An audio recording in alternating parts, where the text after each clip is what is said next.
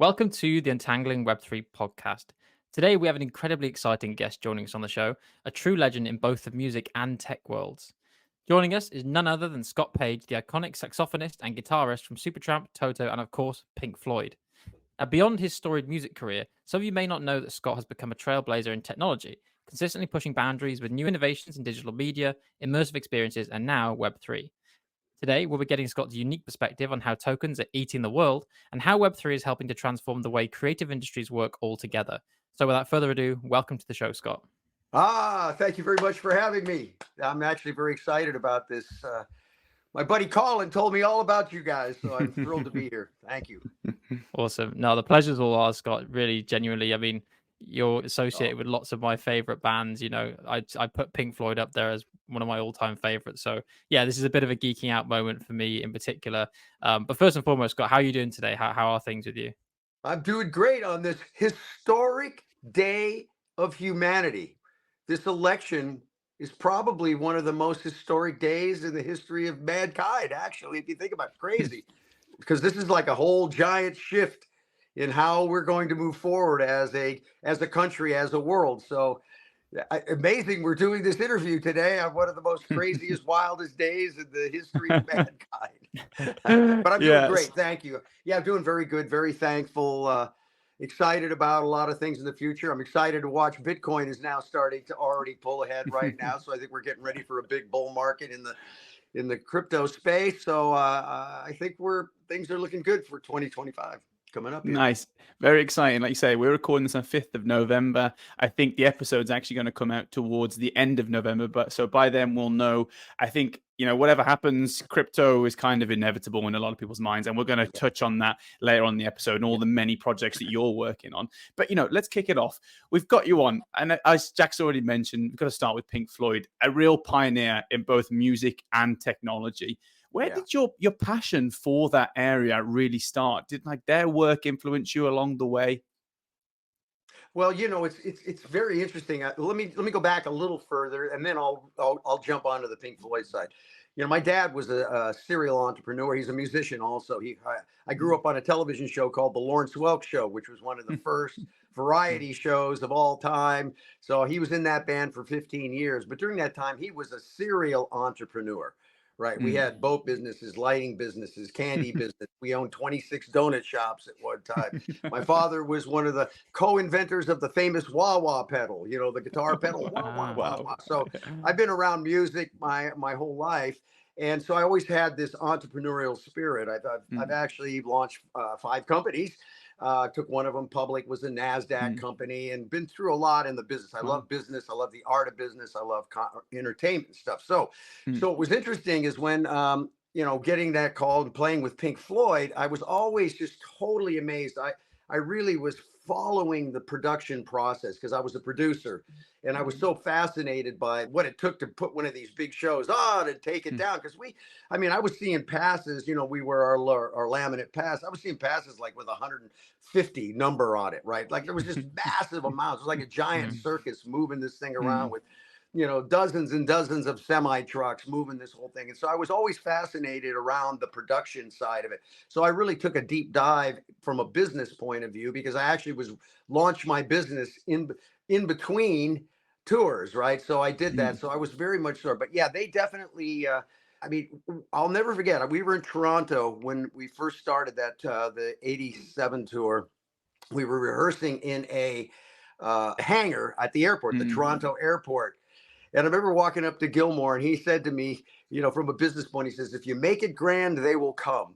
And it was grand because I'm seeing flying pigs, flying beds, saucers, 4747s going by the doors. And I just was really blown away. But it was so technologically advanced at the time. There was nothing like Mm. it when we could see it. So there was no question.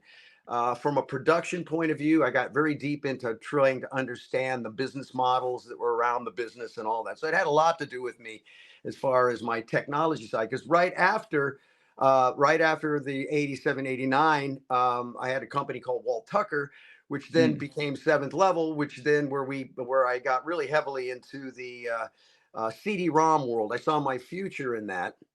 And I was at Comdex. I was demoing a product I did with Jeff Baxter from the Doobie Brothers. If you remember Jeff, the Wow. guitar player, Yeah. it was called Music Bites. It was a CD that was designed for computer users to use with their PowerPoint presentations, right? So when I had all-star bands, we created this whole thing.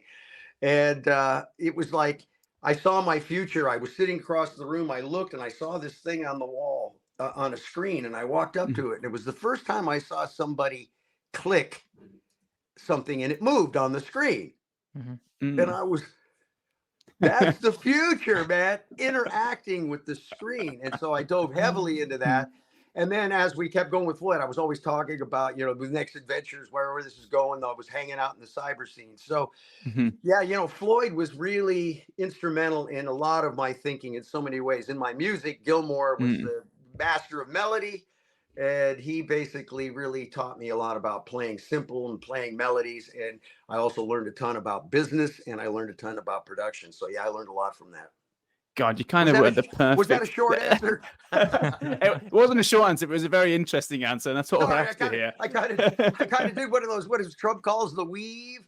I weaved out here, and then I kind of got back. Sorry. I think the people that have the best stories, like they always kind of do that, right? They have so many anecdotes they can pull to any question that you start somewhere and you end up somewhere even better. Yeah. But no, I love it. Please don't stop that, Scott. Just go wherever you want to go with it. Take you down that ramble.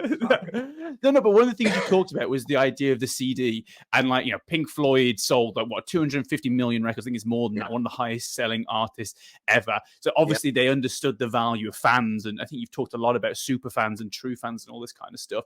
But another thing you're talking about is like digital platforms and how they've changed. So like, how has that changed? The advances of digital platforms changed artists' approaches to building fan bases. Oh yeah, well, I mean, listen, we now have this little broadcaster in the palm of our hand. It's called a cell phone, right? And now we have Twitter or X, we have the 24-hour cocktail party. We can jump on. We can build audience now. Because remember, whoever owns the audience wins in this new game. You can't, I teach a thing called SPACE, which stands for Story, Plan, Army, Conversion, Education / Execution. It's really a business model. And it really takes advantage of the fact that we now have access to data. We have access to the audience. I can now take the order. I can, I don't have to go to bank. I don't have to do it. I can take the order. So the whole game is shifted where we're moving from what I call, the broadcast model, where it was like try to get to millions and millions, and it was all about that, to where now I talk about going small. It's all about taking and building that hive. I always say this: if you want to survive, you got to build a hive. And that's around a small group of people that really care about what you're doing. And that's why I love Web3 and I love NFTs so much, because it changes the game for the artist. Because you can't sell music anymore, right? Where do I sell music? I can't sell. Nobody buys a disc. That's gone. Somebody gave me a CD the other night. I said, well, where am I going to play this? I have no idea what I'm going to do with it. And then downloads, you don't download anymore. It's all streaming services, which was a horrible business model for artists today, because it's like it's good for maybe 2% of the entire market, because it's roughly around $1 million. I mean, 1 million streams will generate roughly around $4,000 in revenue, depending. Yeah. But the only problem is there's only like 2 to 3% of the entire Spotify catalog that reaches 1 million streams, right? So it's really a bad business model. So the whole game is shifted now, and why Web3, I'm so excited about what happens with Web3, is because we now have this crazy little thing called an NFT, a non-fungible token. And the power of that to build business models on, and to create wealth, and to create tradable and gifts. Because if you think about an NFT, it's a programmable contract, right? It's a contract you can attach to anything that allows you to create value to it. You can create scarcity. It can be a digital asset. I mean, if you think of NFTs, they're great for access control. They're incredible storytelling devices. They're incredible ways to collaborate and build on top of it. I can hand you an NFT and I can give you the rights to build on top of it, and we can both share in revenue. So the whole game is shifted now around from the old school of record business now to this direct to consumer, fan to fan, fan to band, fan to ecosystem, where we can build circular economies now around an artist. This is the greatest time in history for the independent artist. From my point of view, we've never had the tool sets and the ability to run and control our own destiny. And let me just give this little story, because I do this at every freaking one of these things. I always say this. So anybody that's seen my interviews, you'll always hear this.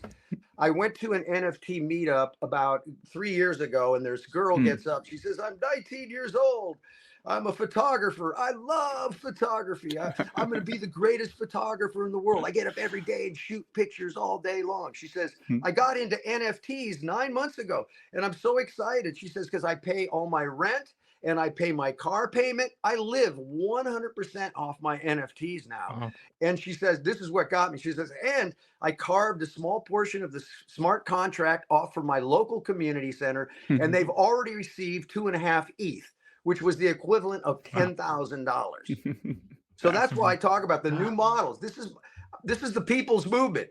How many 19-year-old kids, young artists that nobody knows really out in the public can actually create a business and live off of what they love to do? This is a fundamental shift in the way we're going to do business. I think tokens are about to eat the world once people start to grasp the power of them. So this has really changed the game. We're moving from this broad to where you want the funnels to lead them into your own tribe, your hive, and you build from there. So I'm very excited about this, because I've already seen so many success stories. A couple that are doing great like this for people that aren't really that famous as far as they built their own hive, found the people that care about them. So that's the game right now. So like, we often hear this from the actual techies, the ones developing it, and they'll just talk about the technology for 3 hours, and most people are lost. But you're kind of both. You're a creator and a technology, so you kind of understand the value from both perspectives. What is it then? So like the difference between, say, what we have now. I know we've been in the creator economy for a while now, but is the main difference you see from having these NFTs now that we don't have these intermediaries in the middle, the Spotifys that take a big margin? What is the real like core value proposition for an NFT from a creator perspective? Well, first of all, we're moving from the creator economy to the relationship economy. That's where the whole thing is based on relationships now. You see it. That's what's so beautiful about tokens. I love the concept of traditional kind of meme tokens. Those are great for building audience. And then you take NFTs, and that allows you to create the circular economy, create value, give people a reason to be involved. They can invest in their entertainment now, and they have secondary markets that they can sell and buy and trade in. So it's a big change in the way business is being done, because now I can create something that has scarcity, that is unique, that has a secondary market to it, because I can buy it at this price. And again, it's all about story. If the story behind that asset is powerful, it'll change the value of it. So now I can own it. Before I could get if I got behind a photographer, I could own their collection. But where would I sell it? What could I do with it? How could I make any value out of it? So it creates the opportunity for the ownership to completely change and having secondary markets. That's like a big deal, because now I can invest in my entertainment and actually have a way to go sell it. I can trade it, I can sell it, I can rent it. So there's all these new business models that artists can build on top of these NFTs that completely changes the game. And what's great is it doesn't take that many to sell a lot, right? And if you got a hive of people that love it, that collect your stuff, and you keep building the story and the strategy around it. It's just, imagine if you were able to buy the NFTs for the early days of, let's say, U2 in the club, when you bought them for $50 or $100, then U2 is now massive. I got to invest. Those NFTs from those early days could be worth thousands and thousands of dollars. I get that. That's the huge point. There's something like very kind of intuitively human that's about like collecting and ownership, and also like the community aspect as well. It's like the social flex. Like if you say you had that U2 collectible, one of the early ones, you wouldn't sell it immediately. Most people would be like, I'm going to hold on to that. It shows I'm the biggest U2 fan ever. It's like a bit of social currency for me to say, look how much of a fanboy I am. I've got this stuff. So I get what you mean. It's really taking the pure media aspect and really tapping into something that's quite core to being human, the ownership community feel, and it's kind of like a perfect combination, right? Yeah, well, collectibles are a $400 billion a year business. Memorabilia, all that stuff, right? It's a huge business. People like to collect, and a lot of them collect it because they're building collections that have value over time, right? There's people that collect every ticket from every stub. So now I've got the ticket from the Rolling Stones. I see it out there. They're selling it. I'll sell this ticket. So there's a value exchange now. People can invest in their entertainment. It's like I have a project right now called my Moon EXP, where I have a thing called the Golden Mullet. Anybody wants to check out the Golden Mullet, you can go to mymoonexp.com and see this thing. And it's basically all this stuff I put on the moon. And it's actually the Golden Mullet is made up of all my Pink Floyd photos that nobody's ever seen before. Right. But Oh, what's wow. interesting about it is I built a circular economy around it. Because I take that mullet, I break it up into 50 pieces at different events. I did it at Bitcoin 2024, and I have people paint on top of it. Then I create NFTs out of their artwork. Now we're partners. And I create 10 more, and then I create a new mullet called the Nashville mullet based on it. So now everybody, we're collaborating. And now you just paid, $500 to paint on this thing, right? And then what happens is you've just invested, you get 10 NFTs that you're collaborating with me, and now we're business partners. So now what I'm building is an entire army of people that I'm collecting a chunk off. We're building together. They're happy because they get to be part of the Moon Project and have something cool they can hang on, put on their wall. But also they just invested. Those things should be worth $500 a piece.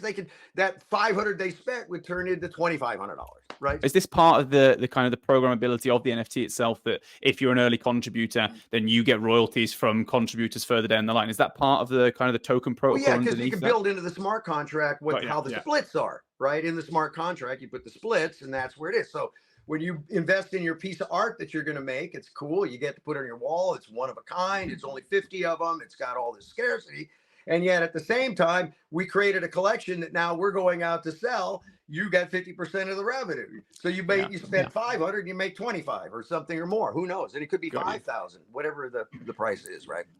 Yeah, and I think this is touching on something quite fundamental. And, there's a reason why I think NFTs are or were the gateway to many people to this whole Web3 world, right? To this, as you put it, the relationship economy, which I think is a really nice way of putting it. But NFTs were the first thing, I think, that really captured the mind of the kind of general public about this technology and all those properties that you mentioned, right? The scarcity, programmability, the ability to share royalties, all these things really seem to resonate with people. And, this relationship economy, I think, is something that was maybe just starting to see, green shoots of in the Web 2 world. You have the Patreon type things happening, but they're still based in these walled gardens. They don't have the secondary markets like you mentioned. So yeah, I think that's right. The feels to me like the key of it is that this new technology was enabling something that people were after, right? We've had these years of the algorithms and the social media platforms kind of locking us in. Now we kind of, have finally a technological means to address them. And that's kind of how we use NFTs now, right? I think the tokens are about to eat the world. Because the power of them, once people realize the power, it's freedom for the people. This is freedom, man. This is direct to consumer, wallet to wallet, transactions, quick. This thing, this is it. And now you got BlackRock, which is not the biggest fan of, but they just said they're going to basically put, they're looking at $1 trillion invested in tokenization. I mean, they see this as a big play. And then you also saw what MasterCard, or it was MasterCard, Visa, one of them they're dropping their NFT program. So I think what's happening is going to get into the mainstream now, because remember, ownership changes. I could be driving down the street. There's a QR code on a building. I could buy a fraction of that building, like right there on my phone. That's a big deal, right? When you can basically shift ownership that quickly to somebody, track it and make sure that it's authentic and all that. I mean, this is crazy. Your tokens are about to take every business. I don't care if you're in the hair salon business, you own a record store, you've got a gym. Every tokens will be part of everything, because it allows for that, like I said, access control and experiences and loyalties and points and all these things that we can now incentivize with the people. It's just like right now, we're tokenizing our wing. We have a food franchise out of Australia called Shiba Wings. And Shiba Wings is the first. It's the first crypto restaurant in Australia. We've got it to #1 now on DoorDash, Google Eats. It's #1 in Kevel Avenue and sort of the best place. We're now just dropped the token on that. We're tokenizing that whole thing, and we're building a circular economy around a food business. So we're launching franchises where we're building businesses, giving entrepreneurs easy ways to start a business, and we're creating jobs, and we're also building the community. We built this model where the token The restaurants each buy the token. They contribute every month to a marketing kind of fund that goes in, buys our token, right? And then we take Sure. that 5% back and we use it to build the community, Mm, right? So it that's becomes this interesting. circular thing. So every time somebody buys some wings, ka-ching, we're feeding the chart, which allows us to have the marketing materials, and we feed it all back into the community. Because this is community-owned businesses, is the power of what's going on. That's why when you look at Bored Apes, why is it so big? It's not. People would say, why is this JPEG worth $1 million? I remember back in the Yeah, day. It's not the exactly. JPEG, it's the rights, rules, permissions, and ownership of that brand. It's a distributed brand. We're doing the same with Shiba Wings. And the other part is we own the Shiba Inu logo, which nobody, Really? Oh, very wow. people know. That's Okay. just coming out right now. Didn't know We that. actually own the trademark, own that. That's one of the third most powerful logos in crypto. It's the most third recognized.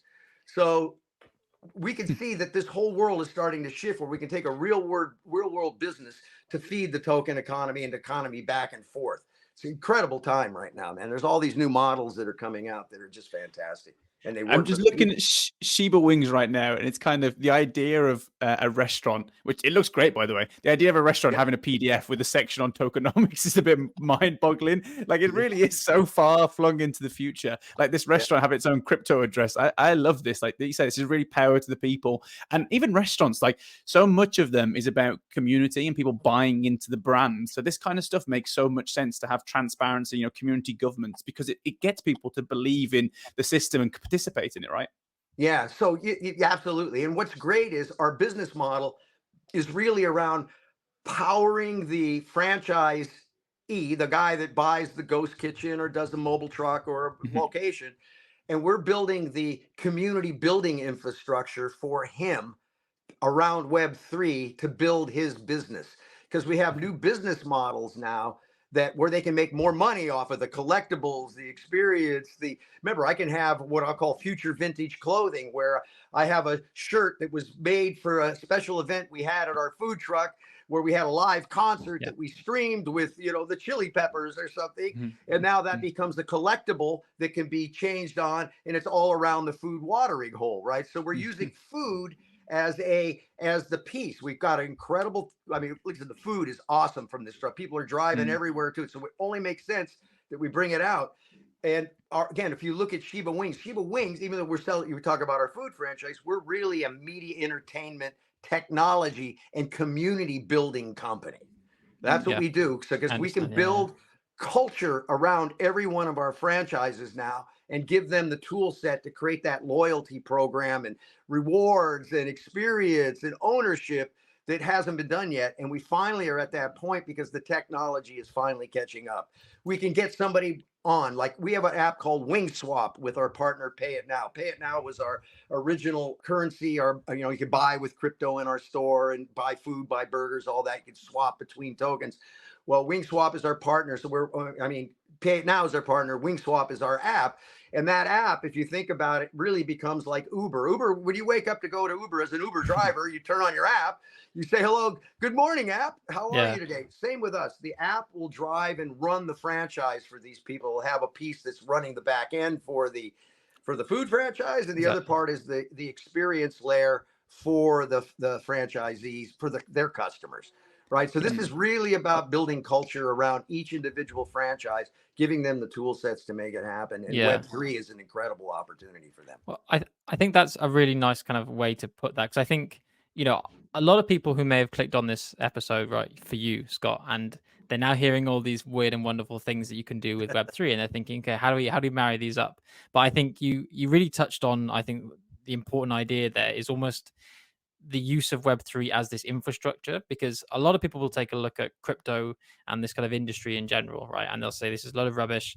There's all these meme tokens, like you said, and they're just useless. But actually, what you've just described is the infrastructure side. This is the building businesses side. This is, providing genuine value, improving loyalty for franchises and brands. I think that's the key message, right? And I think that's something that will actually resonate with people a lot more, especially, music is one of those places where people have the most loyalty. People will fight to the death over, Mhm. arguments over which is their favorite band, favorite artist. Yeah. I'm curious to kind of plug a gap though in my head, because Okay. we talked about you, Scott, as your early career, your interest in entrepreneurship as alongside music. And then now we're deep into shipper wings and all this stuff. Where did your interest in Web3 actually start? Like, what was the point in time where you transitioned from just thinking about your entrepreneurial endeavors and music?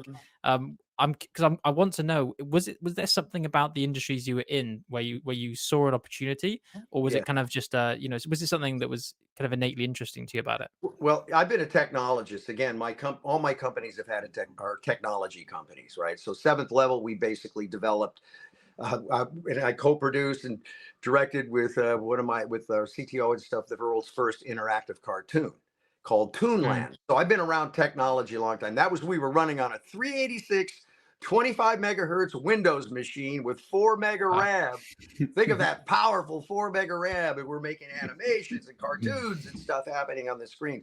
So I've been around technology for a long time. So I'm constantly in it. I started a multimedia messaging company. So we built a whole infrastructure called Mashcast with my company, New Media Broadcasting. So I've been around technology, has been it. So I've been watching the wave. And what happened is I got started getting into seeing where crypto, or getting introduced to crypto in about 2011.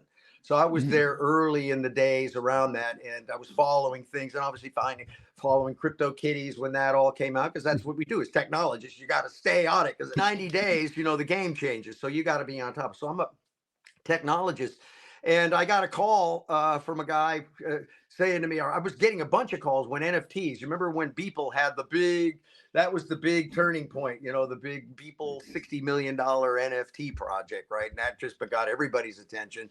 Everybody was hitting me up at that time saying they knew I had a massive collection of all my Pink Floyd stuff and my Supertramp and Total. I mean, all this stuff I've collected through the years because I've been a collector. And they said, you got to NFT this stuff. And I'm like, well, what is it? And I started meeting with people that wanted to do it. And I thought, man, these deals don't make sense. I'm going to go build it myself. I have my tech company guys, my buddies. I call my blockchain bros. I said, dude, let's go after this. And then we went out, and we got lucky with Ruby Mazer, who is the guy that did the Rolling Stones Lips, was doing an art show. Wow. Talked him into, hey, dude, you need to NFT these things. Said, okay. We ended up, went to Hawaii. We sold our first NFT for $1.1 million. That got my attention. I said, Yeah. because I can remember I was really trying. At first I was like, I still don't get this, right? It was just too hard to wrap my head around why a picture that I could duplicate or copy anybody would even care about, right? And then I remember it was like, well, when all this stuff was going down, I remember sitting, all of a sudden I sat up in my bed. I was laying in bed. It was about 2 a.m. I was going to sleep, and I was just obviously brainstorming, thinking. And then it just hit me what the power of an NFT was. And I stood up my bed and I went, holy shit. This is the biggest thing to come along in a long time, because I believe the NFTs and the tokens are going to drive mass adoption for crypto. Because it's like people could get into collecting their favorite piece of media or their favorite clip. I mean, look at what you see with the sports stuff that's going on the Flow Network. I forget what it was. They're selling basketball shots and all this stuff where people want to own this stuff, right? They want to have it in their collections. They want to flex.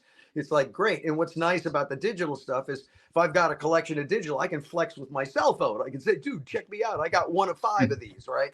So there's a whole, an interesting experience level. I think NFTs represent experiences. That's what they do. They allow you to build an experience, which is what it's all about, right? People will pay for an experience. And like I said, anything can be valuable. I could take this cover to my cell phone and I could make this an NFT, and they would say, well, who care about that? But if the story was, oh, this NFT belonged to Mick Jagger, then it went to, it was Mick Jagger and Frank Sinatra, and they wrote My Way with this on their cell phone. I mean, whatever it is, if the story is there, then the value proposition is there. So everything about NFTs and all this stuff is about building the story, and storytelling is the game, all of it, right? Yeah, I just got a bit of a flashback there, Scott, from like the Wolf of Wall Street scene where it's like, send me this pen, and you were just selling us the phone case, and he sold it straight away. Like updated Right, for it's it, 2024. right? Yeah. Yeah, it's such an interesting way of putting it, though, Scott. I think because I've actually seen, one example you've made me think of is I've seen jewelry companies now which look into the sourcing of their jewelry to find stories, to find previous owners, to find the history, the life, who it's been passed down through. And I think that is exactly the concept that can imbue so much meaning, is that storytelling side to NFTs. And beyond that, I think that's a really important thing you've hit on there, because again, we're simple creatures. We love good stories, right? I'm a sucker for a good story. I love films, right? So that I completely understand where you're coming from. Yeah. What about the story of $1 bill and $100 bill? They're both exactly the same except for the number. Yeah, well, that's you're getting into a whole other right. I kettle mean, of just fish think about about it. That's the value. point. Yeah, It's like yeah, the story is that this is worth 100 and this is this, indeed. and the dollar is not pegged to anything. It's not tied to Mm. gold or anything anymore, right? So Yeah, the same thing. It's all about belief and story and what will people buy into, right? And sure. that's 100%. I think that's a really nice segue, Scott, because I wanted to ask you about something. I saw you, speaking in another podcast about this idea of free thinking, right? Which I think relates to storytelling about information and how we receive information online. And I think for me, we talked a lot, Alec and I on other episodes of the podcast about the way in which we interact with social media right now, the problems with the big platforms and players. But what's your take on that? Because for me, you were kind of getting at some of the same ideas of free thinking. So yeah, if you wouldn't mind just kind of guiding us through what is that concept? One of my favorite subjects, actually. Okay, great. Because it ties to consciousness, right? To free thinking and consciousness kind of go together. Consciousness is my favorite subject, and free thinking is something that has been overthrown through the algorithms. Remember, whoever owns the algorithms controls the people. It's very simple, because we now know human behavior, behavioral science. We've got all this knowledge now through behavioral science on how to make things work. There's a couple things. I mean, if you want to really understand what's going on, there's a book called Hooked: How to Create Habit Forming Products. All right. And it's basically a loop of 4 things that go over and over and over again. And once you get a thing, people get hooked, right? They get involved in it. There's a trigger, there's a reward, there's a thing. It just goes through this process. Well, they've now figured this out. This is marketing, right? It's all about behavioral science. I mean, once people realize that people do not buy products, behaviors buy products, right? So once you understand people's behaviors, you can move things. So now it goes to free thinking. It's amazing to me right now. You can see how powerful these algorithms have been, because you can see this craziness amongst the people not being able to talk to each other and not being friends anymore. And you're kind of like, what happened? Everybody was good before. We could have, the left could talk to the right could talk to the left. We could have a beer and everything was good. And now, I've seen people like, it's mind boggling to me, again, about free thinking, is that somebody that was a good friend will say something like, if you vote for Trump, or you stay out of my life. It's like, why is that all of a sudden somebody that's a good friend?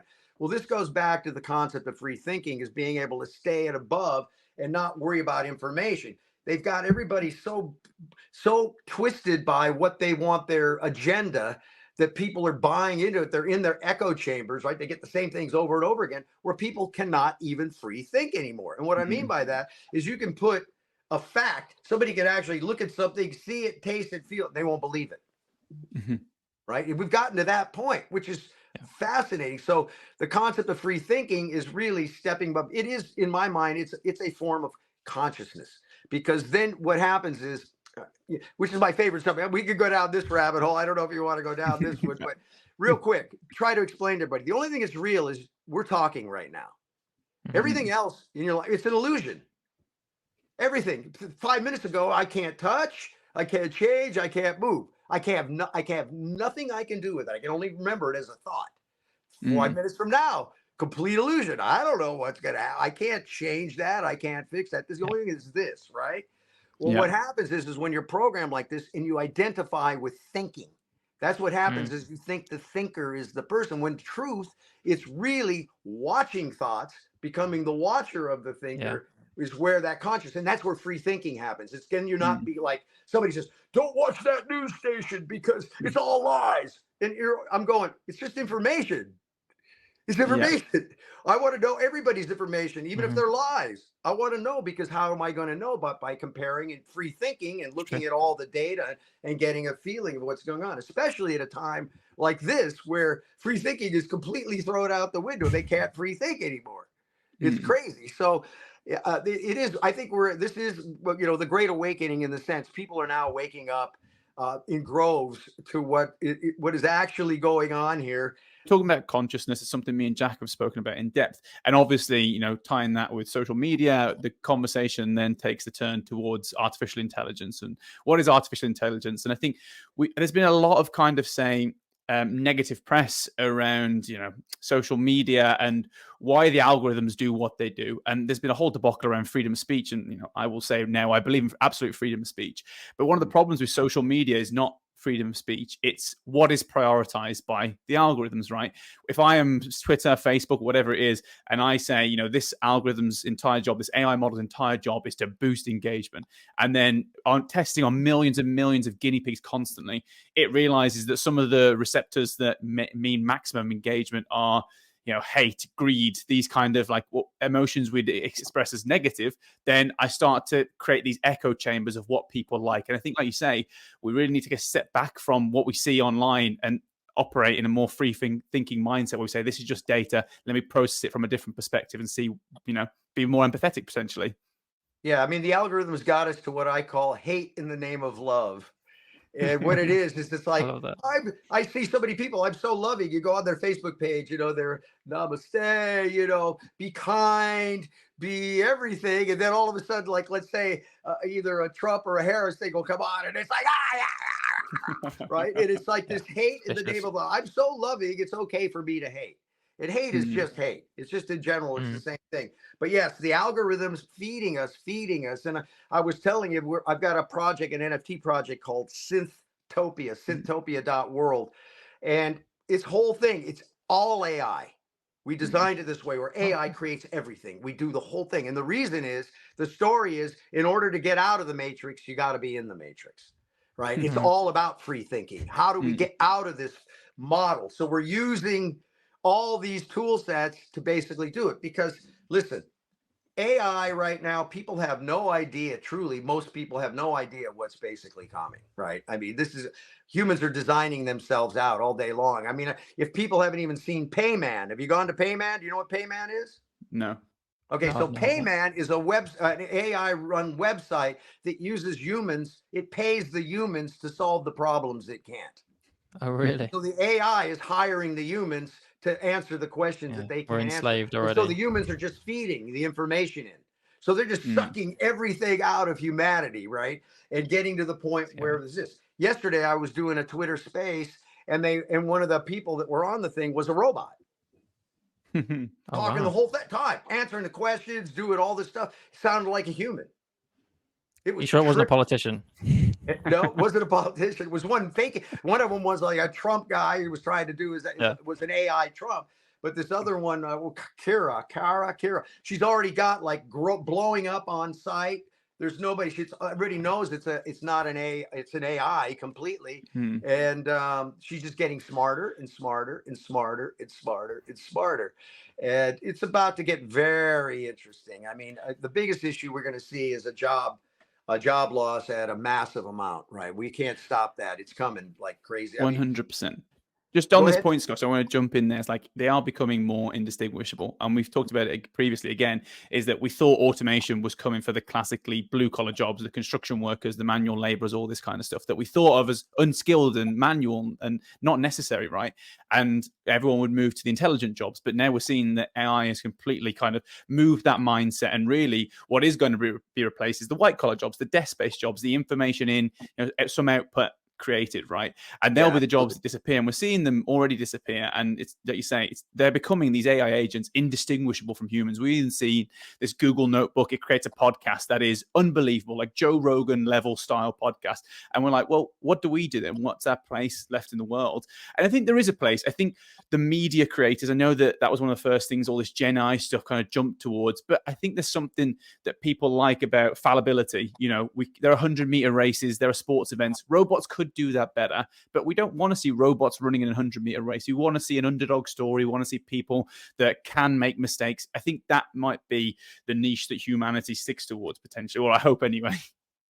Yeah, me too. I mean, for me, the thing about, I think we're in a spiritual war at the end of the day between good and evil, in a sense. You can see that dramatically now with everything that's coming out. Some really dark stuff is starting to surface on the planet that people are now seeing and had no really idea how deep it was, and it's coming out everywhere. For me, when I look at AI reminds me of the ego. Your ego knows your mind as a mind. Your mind knows no right or wrong. Your mind cannot tell what right from wrong. And I can prove that. It's simple. If the mind was capable of knowing truth from falsehood or right from wrong, there'd be no war. Right? There's not one person in the world says it's a good idea to blow up those people. Truth. Yeah. Right? I mean, but what it is that consciousness piece, that internal thing that says, that's not a good idea. When that because morals have been hijacked. That's what I believe. Morals have completely been hijacked now. And if you really look at it, you start looking at it, it's really kind of demonic in a sense, kind of the things that are being pushed out there. Again, people I saw this crazy interview with a Satanist priest, right? And he left after like 40 years in the business, right? As one of the top priests in that church. And he was out telling everybody what's going on. And the podcast guy was asking, so, well, what'd they say when you left and you were going to go out and tell everybody? He says, oh, they all laughed. He says, what do you mean they laughed? He says, yeah. He says, they already know we're already in your music. We own your music business. We're in your schools. We're in your government. We're everywhere already. He says, but people misunderstand what it is. And they say, well, what is it? He says, what is it? He says, it's an ideology that is all about me. And if it feels good, do it. Morals are secondary.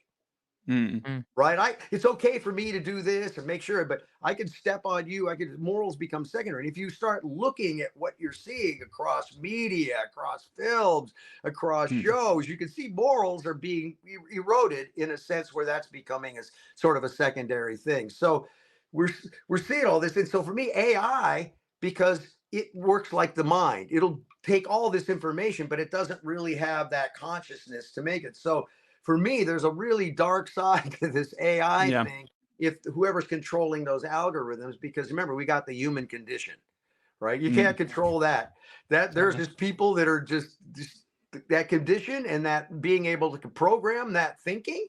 So when you look at the behavioral science and how you can basically control people through algorithms and telling them over and over, there was an incredible thing I saw. It was just recently. They did a test where they had 15 people in a row, right? This was back in, the 50s or whatever. And they had 15 people. Well, only one of them didn't know. And they showed the picture at the beginning that was like, I forget what it was, but the picture was like this. Let's say it was blue. It was actually blue. And the person said, oh, yeah, that's a red sign. Hand it to the next guy. So that's a red sign, red sign, red sign. They all agreed except the last guy. And at the end, the guy was looking at it. He knew it was blue, but he said it was red. Right? Because the peer pressure of the 15 people making him believe that something was wrong. He wasn't seeing it, made it happen. So I'm worried about the power of, it's one thing us now, we've already had a time of growing up, going to school, going through critical thinking, going through adversity, going through things. But if I wake up with that thing in my hand as a child and they tell me that, this is a car over and over again, it's going to be a car in that person's eyes. So that's the frightening thing is AI. So what I'm hoping is there's going to be AI that's going to be able to check AI. Right? We're going to build trust AI that's going to be able to combat. I have no idea. All I know is it's going to be a very interesting time. And one of the things that really got me was one of my business partners is one of the top CTOs kind of in the world. Big AI guy, has an AI company, #1 in the space, 2017. He basically sent a note out to engineers, said, you guys got 18 months. He says, we now in the lab, we can set the goals with the AI, tell it what to write, and it'll write the code, it will test the code, and it will do the whole thing for us. I don't need an engineer anymore.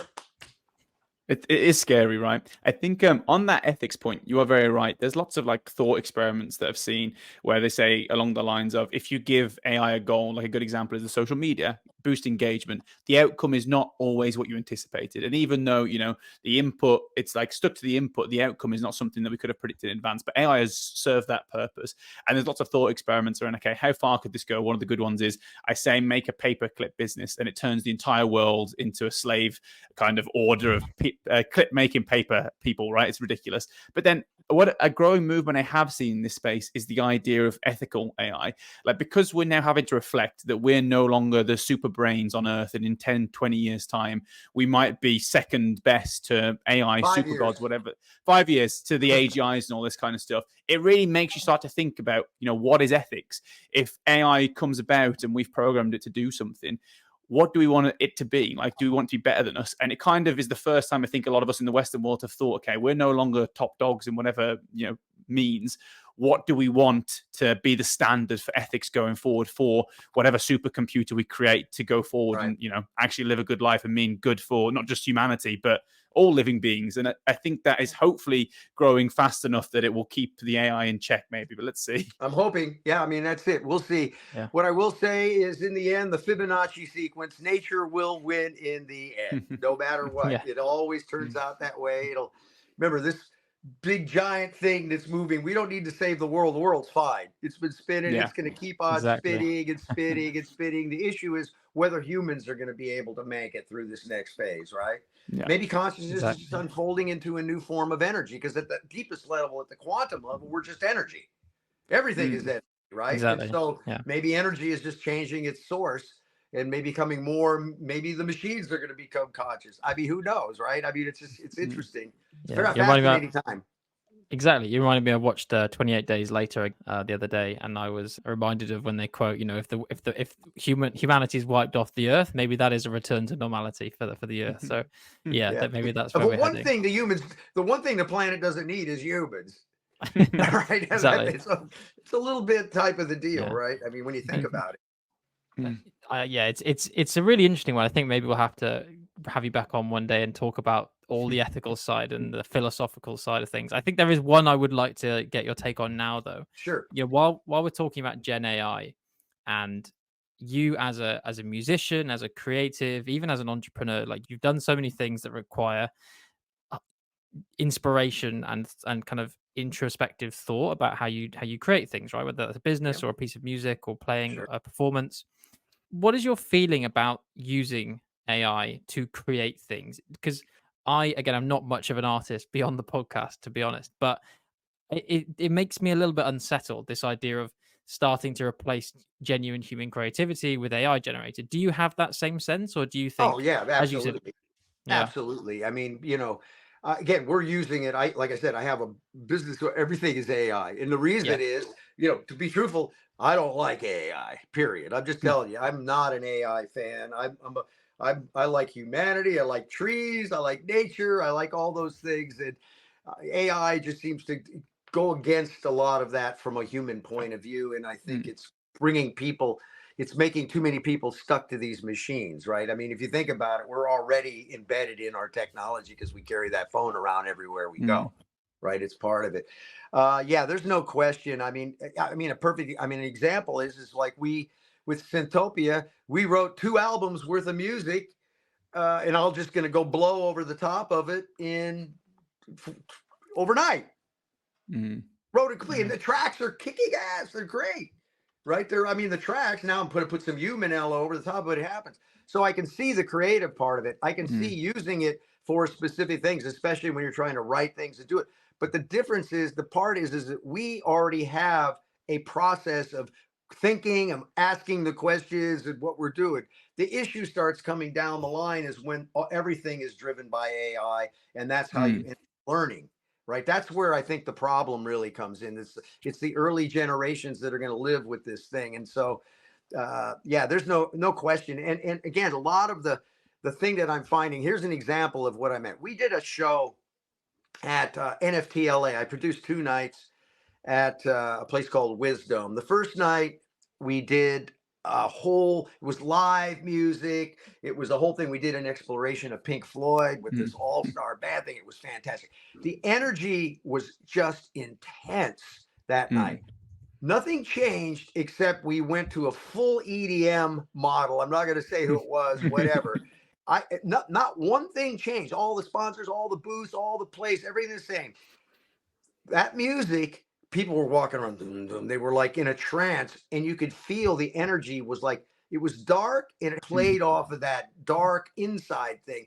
And I was so surprised because I could not believe nothing changed. I mean, it was like it just the music changed and the people mm, changed, the vibe changed, everything changed. And that's when I just realized, you know, we're in frequency wars right now too, right? Frequencies can change a lot, and we're seeing how they're finding out which frequencies make people react in specific mm, ways, and it's getting built into the music.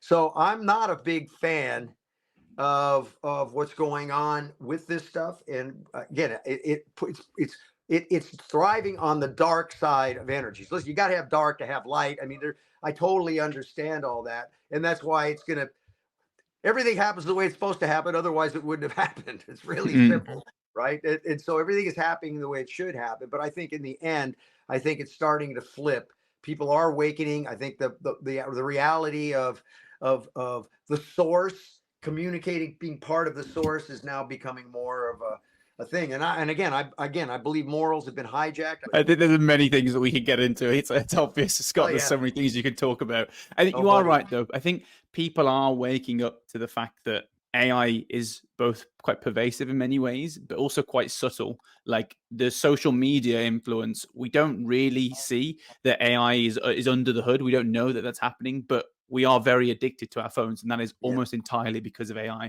And I think, like you're saying, the more expansive that becomes, the more it will affect our day-to-day lives, and that is scary. But I think there will, maybe we are a bit safer in the EU, UK potentially because of regulation, and there does need to be regulation. I know regulation is a scary word, but I think it kind of has to come with this stuff because we can't Oh just yeah, rely there's on gonna the morals of the people developing this stuff. yeah. But Scott, I've learned a lot. We're coming to our closing sections now of the podcast. So I want to ask you a couple of questions. I'm really excited Yes, to hear your answers because you've got such an interesting background. So the first one is in just one sentence. So I know this might be a struggle, but what does Web3 mean to you? freedom. Oh no, you just one. I did not expect that one. That was good. I It's like what it that. That was does. It's really what it good. represents to me. Freedom. This is Perfect. freedom. That was the Okay. perfect one word answer. So the second question, and I know you've met and know a lot of famous people, but if you could sit down and have a conversation about Web3 with anyone on the planet from history or even fictional, who would you choose and why? I think it would be Milton Friedman, Mm, economy, because what we're talking about with Web3 changes the entire economic landscape, mm, economics, how it works, and everything. Because it really, I'm a hardcore capitalist because mm, I believe capitalism is been the most incredible thing. It's created more jobs. It's brought more people out of poverty than any other system out there. Now, it has its ups and downs because of the freedom involved in it. The human condition is what screws it up. You get greedy people, and people do mm, things. But this changes the whole landscape of economics. And I would love to have a conversation with him about that because I'm a fan of the way he thinks about how economies work. And we're mm. going into a new time frame with Web3 that changes how economies work, and it actually puts the power in the hands of the currency, in the hands of the people. And so I would love to have that conversation with him. I like that. That's a really good one. So what's this? The quote about capitalism? It may not be a perfect system, but it's still the best one there is. Best one, man, period. Because the other ones, if you think about what happens is when you think about a socialist system, it destroys creativity, it destroys innovation because it puts the people at the top. And it's like, okay, it sounds good, it sounds fantastic, utopia. But the problem is now you're putting the power in the hands of a handful of people to make the decisions for all of us. Mm, I'd Yeah, rather have it free market. I'm a free market capitalist. I believe in free markets because at the end of the day, they will eat themselves, they will grow, it will do all of these things. And the idea of putting caps on the economy and on pricing is mm, insane because of what you go look. I tell everybody, go find this video on YouTube. It's how a pencil is made. And you will be Mm. blown away that it takes tens of thousands of people to make one pencil. Oh, wow. Yeah. Okay. I've seen that. Because the tree's got to get cut. And then that's the miner. Then they take the tree and it goes to the other factory where they have to mill it down. And then it goes to another factory where they cut it into boards. And then it goes to somebody else. And then the lead has to go through all the same things. And when you try to put a price cap on at the top, you go, well, what happens if lead went up 400%? You're killing my business because I got to buy it at 400 down here and I can't raise my price. Bad idea. Completely destroys free markets, destroys businesses, destroys everything. So when I hear politicians talking about that one, it's like, oh, that's a really, really bad idea. And it's been proven over and over again, yet they want to do this. I don't get it. It's crazy. Yeah. Well, it's a great answer, and I love that the quote you just mentioned as well, Alec. It's the best one we've got. I've heard that one in the context of democracy, not capitalism, but I think it applies equally well to both. So I think that's an interesting observation. And I think on Milton Friedman is a really good one. I think, Scott. I don't think we've had that on the show before, but I know lots of people in the Bitcoin and crypto space. They kind of talk a lot about his ideas and how they apply to Bitcoin, maybe. So I think that would be a great choice. I'd like to be at that dinner party for sure. And I would just listen, love to Scott, hear how he thinks about this, how we can build these circular tokens that feed tokens and do all this stuff and create a different business model around smaller groups of people, around culture, around hives, right? It's great. It's cool. I'm so excited about this stuff because it is really innovative. And that's why I'm so excited about our Shiba Wings project, because I think we can be a real exemplar and get us out of there's so many scams in the meme token world and people just trying to get rich quick. Ours is really a business building, and really how do we use tokens to really drive a real world business, and how does the real world business really feed a token in the business. So very exciting times to innovate, and I'm excited that I think we're about to see this massive bull run. I don't know if you've been watching Bitcoin today. It's moving upward. It's already creeping, waiting for this election to go, because if it goes the way it look like it's going to go, this thing's going to. Absolutely. Well, Scott, I'm sure you won't be surprised that I can say that your passion is clear and it's infectious. So we know you're a busy man. We'll let you get back some of your day and maybe have some time to watch this crazy election unfold. And listen, Scott, it's been such a great pleasure to have you on. Thank you so much for sharing your time. Thanks so much for having me. I'm, again, it's nice to have a good free thinking conversation. It's a big echo. And to those listening, wherever you may be, join us next time to untangle a little more Web3.